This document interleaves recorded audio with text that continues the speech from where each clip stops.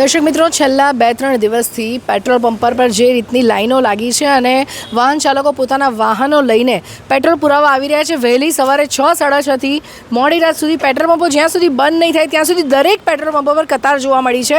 અત્યારે અમે ઊભા છે વલસાડના હેમ પેટ્રોલ પંપ પર ને હેમ પેટ્રોલ પંપના સંચાલક હિમાંશુભાઈ આપણી સાથે છે.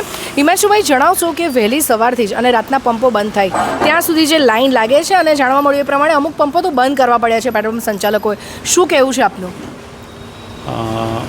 હું વારે ઘડી કહેતો આવ્યો છું કે અફવા એટલી ફાસ્ટ ફેલાઈ છે બધી વસ્તુમાં કે આવતીકાલથી નથી મળવાનું કે ભાવ વધવાના.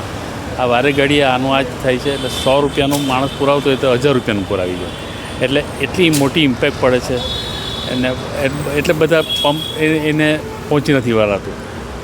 ફ્લો સરકાર તરફથી ઓઇલ કંપનીઓને પૂરેપૂરું દબાણ છે. ફ્લો બરાબર માલ આવે જ છે.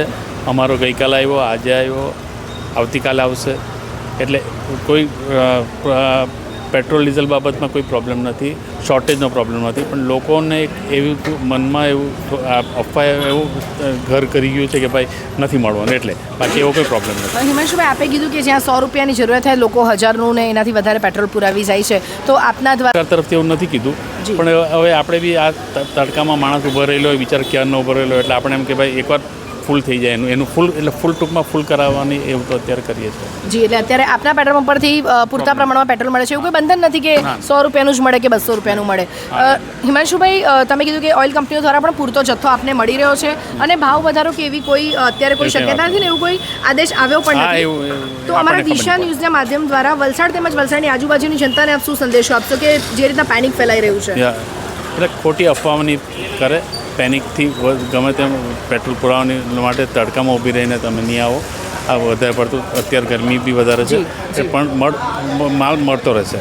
1-2 કલાક આમ તેમ નહીં, કારણ કે માલ હજીરાથી આવતો હોય એટલે થોડો 1-2 કલાકના આ અંતરે પેલું થાય, કોઈ વાર ડ્રાય રહે એટલે એમ નહીં માની લેવાનું કે નથી. અંતિયાળમાં માલ સિટીને એવું કંઈ પ્રોબ્લેમ દેખાતો નથી.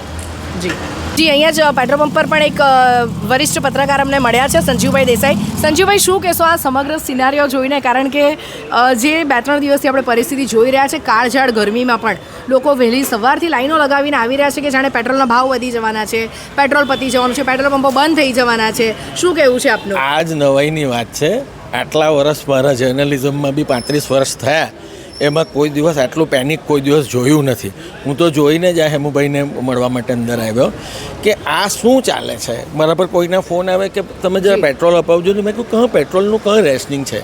સરકારે કંઈ કહ્યું નથી. સરકાર કે પૂરતો જથ્થો છે, આવે છે. કદાચ આવવામાં ડિલે થતું હોય, કોઈ કોટા આ લોકો ધીમે ધીમે રિલીઝ કરતા હોય, બની શકે. પણ તેમાં આટલા બધા પેનિક થઈને બધા સ્કૂટરોમાં બી જરૂર આપણને 2 લીટરની હોય તો બધા ફૂલ કરાવડાવીને 5 લીટર કરાવડાવીને જાય, જાણે મળવાનું જ નહીં હોય. એટલે આ 5 લીટર બી ધારો કે કોઈ પુરાવે, એ કેટલા દિવસ ચાલવાનું? એટલે એવું કશું છે જ નહીં. મને તો એમ લાગતું જ નથી કે કંઈ આ બધા ખોટી બધા લોકો ગભરાઈ ગયા છે. પેનિક સ્ટ્રીકન આપણે જે અંગ્રેજીમાં કહીએ તેવું, કે બાકી કંઈ એવું કંઈ સ્થિતિ છે નહીં. કારણ કે કોઈ જગ્યાએ કોઈ બીજા સ્ટેટ્સમાં બી આપણે આટલા બધા મારે મીડિયા ગ્રુપમાં હું સંકળાયેલો છું, તો એ લોકો કોઈ એવું જણાવતા નથી કે અમારે ત્યાં દિલ્હીમાં બી આવી સ્થિતિ છે કે ફલાણી. આ તો અમુક જગ્યાએ આપણે ખબર નહીં શેને માટે આ કોઈ રૂમર ફેલાવેલી હશે, કોઈ અફવા ફેલાવેલી હશે કે જેના લીધે આ બધું થતું હશે. હું તો એમ માનું છું કે લોકોએ ધીરજ રાખવાની જરૂર છે. કોટા ધીરે ધીરે આવે છે, આવતો રહેશે. બધાને જરૂરત પ્રમાણે પુરાવે તો કોઈને કંઈ તકલીફ પડવાની મને કંઈ એવી દેખાતું નથી એમ કરીને. જી, તો સંચાલક હિમાંશુભાઈ જોડે વાત કરી અને સંજીવભાઈ દેસાઈ જોડે પણ આપણે વાત કરી. અહીંયા જે વાહન ચાલકો ઊભા છે એમની પાસેથી પણ આપણે જાણવાનો પ્રયાસ કરીશું. જી વડીલ, કેટલા ટાઈમથી આપ લાઈનમાં ઊભા હતા? 1.5 કલાક. 1.5 કલાકથી. શું લાગે છે તમને, પેટ્રોલ નથી મળવાનું? એવું તો નથી, પણ લાઈન લાગેલી એટલે બધા આવી ગયા લાઈનમાં. બધા આવી ગયા એટલે તમે આવી ગયા, બીજું વિકલ્પ નથી. પણ અત્યારે જેવું કહેવામાં આવ્યું સિનિયર સિટીઝન વધારે તકલીફમાં છે. વધારે તકલીફમાં છે, પણ મળે છે ને પેટ્રોલ બરાબર? અત્યારે મળતું છે. જી, શું કહેવું છે તમારું? પેટ્રોલ તો મળી રહી છે, પણ લાઈનમાં ઘણો ટાઈમ ઉભે 2-3 કલાક કરાવવા પડે છે. શું કારણ છે કે અચાનક જ બધા આવી રીતે દોડીને આવે છે? હવે એક અફવા ફેલાવી છે કે પેટ્રોલ મળવાનું નથી, પેટ્રોલ મળવાનું તમને પણ એવું લાગે છે કે પેટ્રોલ નહીં મળશે? નહીં, મળશે. મારા હિસાબે 99% મળશે, પણ પબ્લિકને આમ હોબાળો થયો છે ખાલી કે આવું છે. ક્યાંથી આવો છો તમે?